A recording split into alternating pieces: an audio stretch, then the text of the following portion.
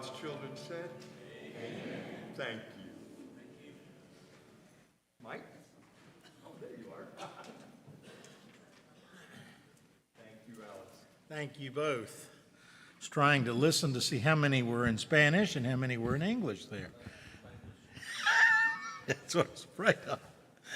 My Spanish teacher in college would be embarrassed that I've forgotten all that I learned, but I want to thank Mark and Alice that we'll look forward to that every week as to start our study time together.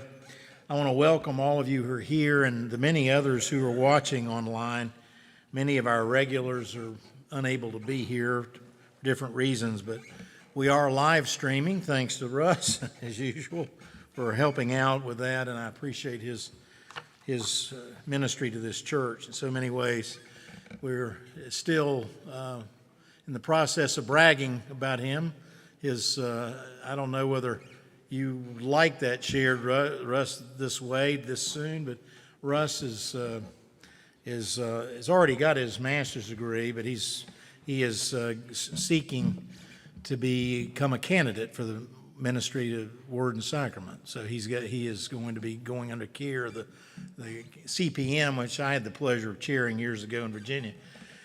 And so our session has endorsed him, and he will be beginning that soon. And I know that Russ family would appreciate your prayers and support as he undertakes that, and in addition to trying to do everything we ask him to do around here. So first, in a couple of housekeeping items, those of you know who've been to my courses at all, I give online study guide so that you won't remember much of the things I say probably, but at least you can have kind of an outline of where I'm going, where the chapters kind of lead us. I've never been one to just simply stand up and repeat what you've already read. I'll put my own spin on it, but please download those and print them off each week if you'd like to. Our author, John Ortberg, is one of my favorite writers. He's written dozens of books, actually, pastor in California. And John is very, very readable. I've never met him, but very readable. And this title is rather catchy. I'll have to admit, the first time I bought it just for the title. I didn't know that much about him. This book has been out a few years, but I was glad I did. I found it a very refreshing book. Most of John's books revolve around discipleship and what it means to follow Jesus in our time. This book takes Peter's provocative walk on water, which we will look at from a lot of different angles, and it becomes actually a metaphor for discipleship and what following Jesus means for us. So that is kind of where we're heading. You also have your reading schedule. If you miss a class, catch up. We're live streaming this. You can go back and pick up a week you missed if you're out. So welcome to all of you. I'd like to ask that we start in prayer if we could. Most loving God, we do thank you for the blessings of life. We thank you that you are God on both sides of the grave, and you are God from the beginning of our lives to the end. In our congregation, we have lost loved ones, and we are still grieving the loss of Ross Walker and for his family and Susie Seiler, and we will honor her life this Saturday. We pray your blessing upon us as we grieve, that we might be people of hope. We thank you for the opportunities to come together in fellowship, and for all those who made this night possible, and for the good work that they do. We're thankful. So, Lord, bless this study to our use, that we may be useful and faithful followers. In Christ's name we do pray. Amen. Again, thank you all for being here. Does everybody have a book? because I've got one that somebody donated. I ran out of the books that Russ and I purchased, but I've got one up here, a paperback. If it is used, and it's the kind of thing I like to see books marked up a little bit. If your book isn't marked up by the time we finish, I will have failed you. So mark it up. But this one is here if anybody needs one. So we're in a boat, John says, and not a literal boat as Peter was, but we're in a different kind of boat called life, and we're seeking to follow Jesus. We're going to find all kind of connections, I think, in this book between what Peter experienced and what we experience. So let's set the scene for the first time, not the last time. They're crossing the Sea of Galilee. A storm blows up, which is not uncommon, not a minor squall, a big storm, tossing the boat violently. What would happen? Would they survive? And where was Jesus? Where was he? Suddenly this shadowy figure appears, coming slowly toward them. And all of a sudden, they think it's a ghost. They panic, which was common for them. The problem is Jesus wasn't, not only was he not in the boat, he was on the water. Now, if anybody of you seen the movie The Shack, based on the popular book, there's a great scene in that. This guy's lost his daughter and has a vision, in the house where she was abducted and killed. And it's just a great scene where Jesus and he are out on the water. And he walks across the water, totally shocking himself that he makes one step. And at the end of the movie, where he's seen his whole life come together, he's sitting on the dock with his wife, and he puts his feet on the water that he once walked upon, wondering if he could do it again. We can't. Don't try. But for the sake of this study, the only mortal who ever walked on water besides Jesus did manage it for a few steps. How long, we don't know. But Jesus appears to them. They're scared, and so their education has now begun. It will continue until the very end. And so they confuse him as what? A ghost. Naturally. These things don't happen in real life. He's coming toward them. He's defying gravity, space, time. I mean, it's all shocking. So John Ortberg uses this as a metaphor for faith, what faith is, what the obstacles we have in being faithful when we try to exercise our faith. Let me read this from the preface of John's book. We will let Peter's walk stand as an invitation to all who, like him, want to step out in faith and experience something of the presence and power of God. Water walking, John says, is a picture of doing with God's help what we can never do on our own. That much I think we got. We need God's help in more ways than we understand. So John sets the scene. He uses this story, familiar to us, and he takes it and he will take it in places that we need to go. He starts by telling us that the God of the Bible, the God that we've heard about, loved, adored, praised for years and years and years, this unpredictable God works in predictable ways in the Bible with his people. John lists several things. If you look at all the characters of the Bible and the way God interacts with them, there's 5 things in this pattern: a call, a sense of fear, reassurance, a decision, and a changed life. A call. How many call stories are in the Bible? From Moses to Isaiah, one after another. God asks an ordinary person, and aren't we all, to do something strange, shocking, hard to do, that requires trust. In other words, we've got to get out of our boat, our comfort zone, to be able to respond. But we panic. The disciples panic. Whatever form fear takes, we feel overwhelmed. If you want to know if God is asking you to do something and your first response is, I don't know how I'm going to do this, there's a good chance God has his hand in it. So fear, yes. Reassurance. The scariest things I've done, craziest things I've done, I've always felt the assurance of God that it was okay, even if I failed. I just had to be willing to fail. So the reassurance, then the decision, you have to say one thing, one way or the other, yes, no. God gets both in the Bible, doesn't he? A lot. A lot of yeses, a lot of nos. Look at what happened to Jonah when Jonah said no. God gets both. Then the last thing John says in this way God works is the person's life is changed. If they say yes, it's changed one way. If they say no, it's changed another way, in positive or negative ways. So that, I believe, is how we get started in this book. Did you guys like the story of the hot air balloon ride? Now this one would push my limits. John and his wife are with a group of people in this hot air balloon, you remember? And he's talking to the pilot, wanting to get to know him. Finds out the pilot doesn't have that much experience in hot air balloons. And so he panics, and the other people in the balloon start to panic. And they found out that John's a minister and said, why don't you do something religious?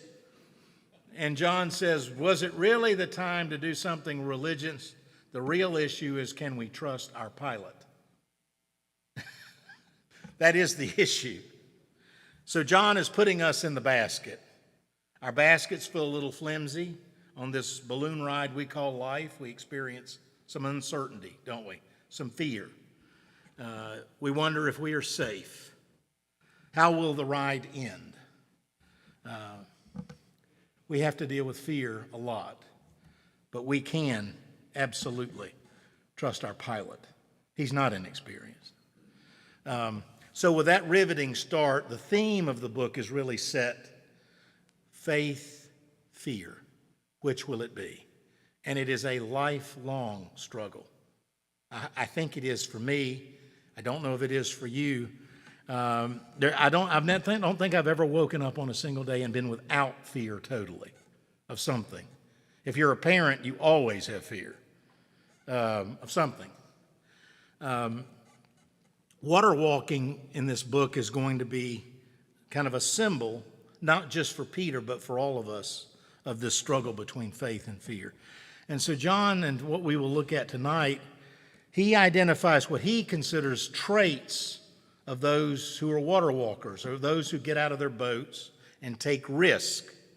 What are the traits? What are the qualities that they exhibit? First, and most importantly, they recognize and experience God. Peter's walk on water, John says, and I believe this is true, was not a stunt. Peter didn't have much to brag about anyway, but it wasn't a stunt to show off. The storm, remember, had gathered. They were all upset. Where was Jesus? The storm had already gathered their attention, but Jesus wanted their full attention. And in Mark's version of this story, the text reads, he intended to pass them by. That's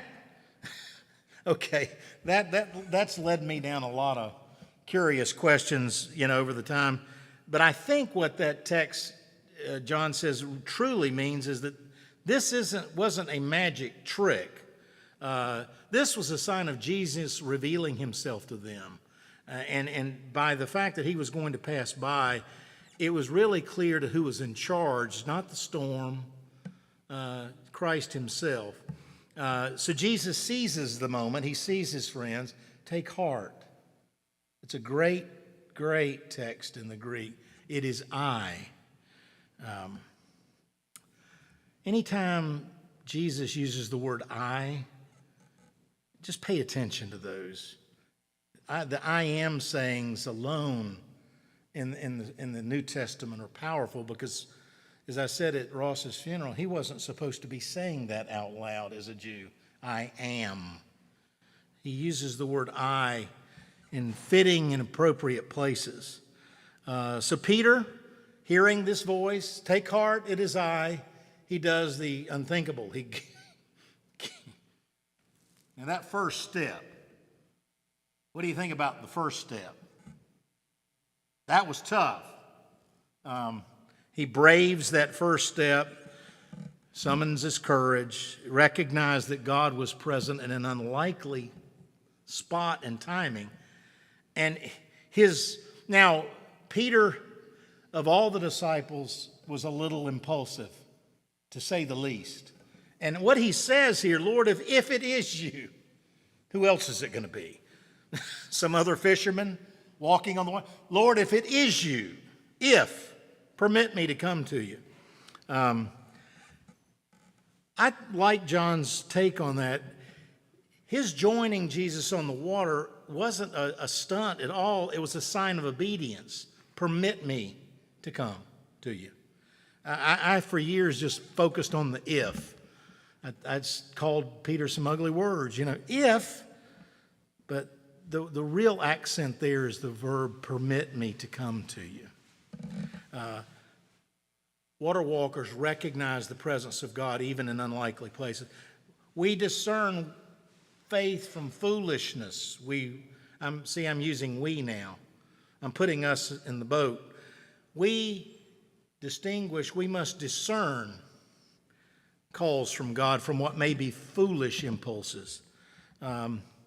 It sometimes scares me in over the course of time how many times God has been credited with nonsense, that God calls me to do this or that or that. People have done some outrageous things in the name of God that I don't think God would really want his name attached to. But we have to distinguish the true calls from God from what may be our own foolish impulses. In the Bible, people seem to hear God audibly. And that creates some issues for us because we don't hear God speaking to us often the same way. Moses hears him where? Burning bush. Elijah. What? And also a still small voice in a cave when he's panicked. Jeremiah sensed God as fire in his bones in his call to preach. So please remember, these people weren't spiritually elite people. They were ordinary people God used in extraordinary ways. The one thing they had in common was they all sought God. And seeking, I believe, is in our nature as people. It's hardwired into our souls. If we don't seek God, we're going to seek something. For Peter, mere courage wasn't enough to take this step of faith. His request to join Jesus on the water was a sign of wisdom. He's getting a little bit better. Discernment is a big biblical word. I wish I could take the time tonight to tell you all that it means. But it means more than just making good choices. It's the first step toward wisdom. We can't do what is wise until we deduce what is wise as compared to what only looks wise, seems wise. Discernment is not just knowing about God, it is knowing God. And I think that's the key. I think I may have told this story, but I'm getting so old I've forgotten what I've told you. But this little girl one day whose father was a minister asked him how he knew what to preach on Sunday. And he said God told him. And the little girl was just, not willing to let it go. And she said, so why do you crinkle up so many sheets of paper and toss them into the wastebasket? Does God make mistakes? And he was embarrassed and said, no, God doesn't make mistakes, but I do. We all do. We need discernment because we are prone sometimes to make foolish mistakes. Our knowing God is imperfect. So we recognize God's presence in unlikely situations. We we have to discern whether what we're hearing or sensing is from God or is it just from us. Thirdly, John says, you get out of the boat. John's use of the boat here is intriguing. I hope you follow him. He said, what is your boat? He asked it point blank. What is your boat? It is whatever represents security to you apart from God. It is whatever tempts you to put your trust in it when life gets stormy. He says, if you want to know what your boat is, your fear will tell you. What is it that produces the most fear in us? These are questions for your homework from your further reading, not just your first reading. I suggest you go back and read these chapters a second time. I'm not trying to push you. Sometimes our first reading of anything is not as good as our second one. I can tell you from years of experience, my first reading of things is generally far from good. Get out of the boat. Put yourself in Peter's shoes. Which would you choose, the boat or the water? That's just putting it bluntly. The winds are whipping. The waves are crashing. It would be hard enough to walk on water if the waves were calm and the air was still. But it's not. It's a chaotic situation. We experience that. We are scared. The boat feels secure. But this is the ultimate choice, John says. If you get out of the boat, you may die. If you don't get out of the boat, you'll never get the chance again. I don't like to think of it that way, but it may be true. Fourthly, those who walk on water, those who get out of the boat, take risk, however, we're going to look at this a lot of different ways, expect problems, okay? Well, if we expected problems, why would we take any chances at all? Peter takes his first step and lets go and lets God, trusting Jesus to protect him. That was the first step, I believe, should live in infamy, that first step. And he's doing fine. I'd like to know more details. How long did he stay afloat? Was it a minute? You know, the text seems to say that it was only as his focus shifted from the winds and from Jesus to the winds and the waves. In other words, the distractions, the fears set in. He had nothing outside him had changed. The winds, they don't appear to have gotten worse. His focus shifted. He has nothing beneath him for safety. He never did. Same conditions. It makes all the difference in the world sometimes whether we're focusing on the storms of life or on the Savior. Sometimes God, somebody said, stills the storm. Sometimes God quiets his children in the storms. I found that to be true. But those who take risks expect adversity, problems, issues. Somebody said, if you've never made a mistake, you've never made anything at all. Try, do something. Fear is a price we pay for growth, John says. That's the other part. Why is that important? Because it is in human nature to seek comfort. We want to be safe and secure. Who doesn't? The problem is that being comfortable isn't a goal worthy of being a disciple of Jesus who never sought his own comfort. And that's where Ortberg steps all over us. He coins a phrase, boat potatoes. It's going to get worse. Before he's done, he's going to talk about pew potatoes. But for now, he's aiming at the other 11 who are content to watch Peter but not join him. They didn't mind watching him. But John, I believe, has got his finger on something. We sometimes agonize over the church and we wonder why things happen and why there doesn't seem to be the vitality that we would like.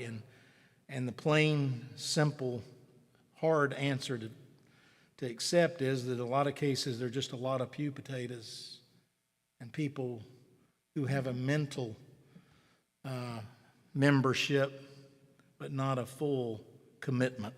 And I'm not in judgment of anybody, but it is just I kind of take that pew potato stuff personally because I thought, in the past, I thought, well, if you did your job better, Mike, they wouldn't be like that. But at the same time, we have to accept responsibility for our own growth and maturity in the faith, and nobody can do it for us. I mean, we can blame our situation on all sorts of things.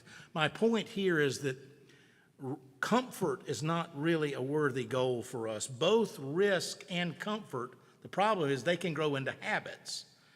And every time we act either by faith or by fear, we are developing habits. And what will happen to us if we develop full-blown habits where all we know is fear and it becomes second nature to us?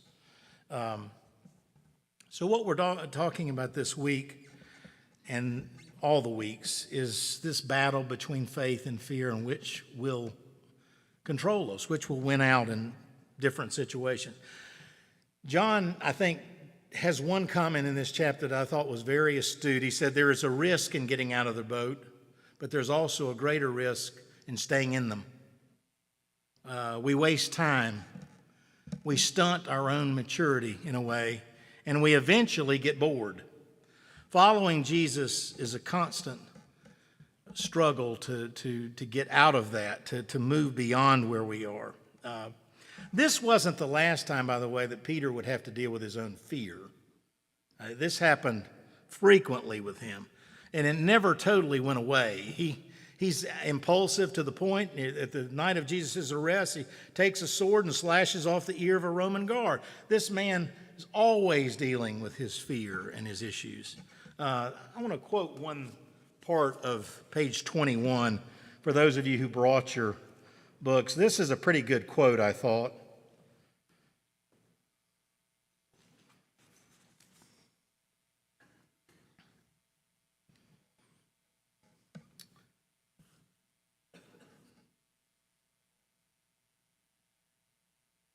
This is not my book. I left it. Oh, okay. Okay. Here is a deep truth about water walking. The middle of the page, the fear will never go away. Why? Because each time I want to grow, it will involve going into new territory, taking on new challenges. Each time I do that, I will experience fear again. And he quotes Susan Jeffers saying, the fear will never go away as long as I continue to grow. I think that's a wise observation, because we would rather not, I think in terms of dealing with life and our anxieties and fear, we'd like to think that we're going to get to the point we don't have to deal with it anymore. John is saying there that it's a part of faith. It's a part of growing as disciples. They go together. I don't like that. Can you imagine giving up the thought of making our fears go away? I mean, it's always there. Edmund Hillary made several unsuccessful attempts to climb Mount Everest, as you recall. He stood at the base, shaking his fist, and said, I will defeat you yet. You are as big as you'll ever get, but I am still growing. I don't know that I would mock Mount Everest, but I think he's making a stand there that I think is important. Fear is a part of the life of faith. It's what really prompts our growth. The last trait John identifies is we master failure. This is going to be important for Peter, trust me. We all must face and master failure. Failure does not define us or shape us. It's how we respond to failure that shapes us. Every time we fail, we learn. Every time we learn, we grow. Our failures are never final. What happens to Peter, what happens to many, is that we assume that we have done the unforgivable. And then Jesus has to appear to Peter in this breakfast by the sea after Easter, and he's condemned himself already for denying Jesus 3 times. And the lengths the Lord went to with this one disciple to appear to him and 3 times ask him, do you love me? Restoring him, canceling out all the no's with three important yeses. So failure is a part of life. It was certainly a part of Peter's life. We fail in a variety of ways. There's no question. We fail others by not keeping the promises we meant to keep. We fail ourselves by falling short of our own ideals, failing to live by the courage of our convictions. And we certainly fail Jesus by not offering him our full trust and our half-hearted loyalty, serving him only when it suits us. But here is John's point in this chapter, and I think it's the best part of the chapter. Failure isn't an event. It is a judgment about an event. Failure isn't something that happens to us. It is how we think about the outcomes. Did Peter fail? Yes, in a way. His failure was public. The other 11 failed just as bad. They failed quietly, privately. Jonas Salk, in his 200 failed attempts developing polio, said, I didn't fail 200 times. I discovered 200 ways not to do the vaccine. We're going to fail. Will we learn? And not let the failure define us. Peter knew failure. It was a very public failure. Yet only he knew and discovered the glory of walking on water. Only he, attempting the impossible. Jesus corrects him. We can't get away from this chapter without ye of little faith. That had to sting a little. This private rebuke, but as far as we can tell, it wasn't in the boat with the others. It was more of a private rebuke heard only by Peter. And I don't believe Jesus meant it to ridicule his disciple. He never did that to any of them. His words have kind of a redemptive quality to remind Peter to focus on him, not the storms. Ye of little faith. But because Peter had put himself in a position to fail, he alone put himself in a position to grow. Failure is I hate to say it this way, is one of life's required courses. It's going to happen. The issue is it can't be skipped. Can we profit from it? Some of the best things I've ever learned about me in my life have been through failure and learning how to, not just how to cope, but how to learn. Now, there are parts of this story that we're going to look at from different ways. One thing I want to end with tonight is this issue of waiting. There's a part of this story that baffles me. The text says it was the fourth watch of the night when Jesus came to his, by now, seasick friends. Why the fourth watch? Why did he wait that long? That's late into the night. Why not sooner? Or why didn't he calm the wind before Peter got out of the boat? He'd done that too. Because they and we need to learn how to wait. Problem is, we hate to wait on anything, on anybody. And if that is true, as I believe it is, waiting on God is sometimes very difficult. But it is a part of being a creature trying to learn to trust the Creator. What other stance are we mortals going to have before God except learning to wait? As I started the study, I said, the issue is, can we trust the pilot? Yes, we can trust God. That's the wrong question. The real good question is, can we wait and will we wait when God's timing seems off? Because that is a judgment on our part.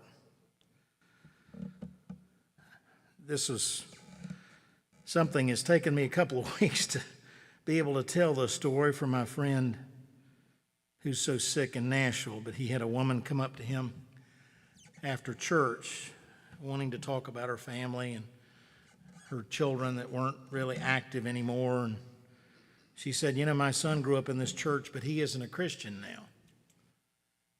And he is probably wiser than I, and he looked at her and said, "Don't you mean he's not a Christian yet?" Because God has his own ways of getting what God wants. God takes his own time. You tell your son, and this is a direct quote from him, to keep looking over his shoulders as he goes into his 40s, because God's going to be nipping at his heels. I believe that's true, literally. God's always nipping at our heels when we get lost and distracted by life, and we're all stubborn sometimes and prone to those kind of things. Jesus, my friends, the good news is Jesus is still seeking people who will get out of the boat. The Lord's passing by, and we must choose. Will it be faith? Will it be fear? Maybe we haven't been out of the boat in a long time and done anything that really caused us to stretch. If we get out of the boat, whatever our boat may be, two things will happen. We will fail, and Jesus will pick us up. The second, we may know the thrill Peter did, truly exercising our faith, which is, in the end, what most matters. That may be enough for this week, apart from your questions or comments on this chapter. Any of you have any personal reflections on things you marked up, circled, didn't understand? I could probably make it worse or better.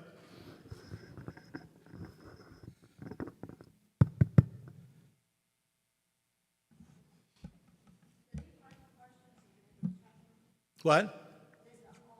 Yes. I encourage you to use those and reflect on them.